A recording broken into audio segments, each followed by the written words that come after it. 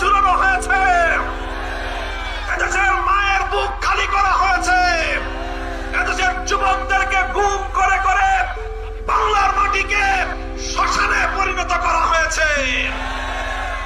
যখন নির্যাতনে এদেশের মানুষের পিঠ দেয়ালে ঠেকে গেল, এদেশের মানুষ যখন পিঠ দেয়ালে ঠেকে গেল, সর্ববৃহৎ রাজনৈতিক দলের কাছ থেকে আমরা বারবার হতাশ হলাম। ঈদের পরে নির্বাচন, ঈদের পরে আন্দোলন হবে, ঈদের পরে আন্দোলন হবে, ঈদ আর আসলো না। বৃহৎ রাজনৈতিক দলগুলোর পক্ষ থেকে এদেশের মানুষ আর কোন স্বৈরতন্ত্রের বিরুদ্ধে লড়াকু কোন আন্দোলনও দেখতে পেল না। শেষ পর্যন্ত শিক্ষাঙ্গনগুলো থেকে আমার ছাত্র জনতা বেরিয়ে আসলো, স্কুল থেকে আমার সন্তানেরা বেরিয়ে আসলো, কলেজ থেকে আমাদের ভাইয়েরা বেরিয়ে আসলো, আলিয়া মাদ্রাসা, কওমি মাদ্রাসা থেকে আমাদের সোনার সন্তানরা রাজপথে নেমে আসলো। প্রতিটি বিশ্ববিদ্যালয় আন্দোলনের দাবানলে পরিণত হলো।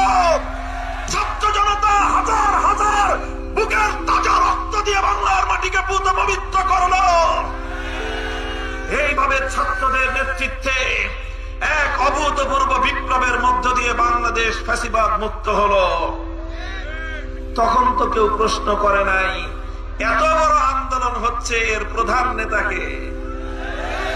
এখন তোমরা প্রশ্ন করো যে এত বড় আন্দোলন, এত বড় জোট, গোটা বাংলাদেশ আজ ঐক্যবদ্ধ, এই ঐক্যবদ্ধ বাংলাদেশের প্রধানমন্ত্রীকে এটা নিয়ে তোমাদের প্রশ্ন করতে উতলা হয়ে দেখতে হয়।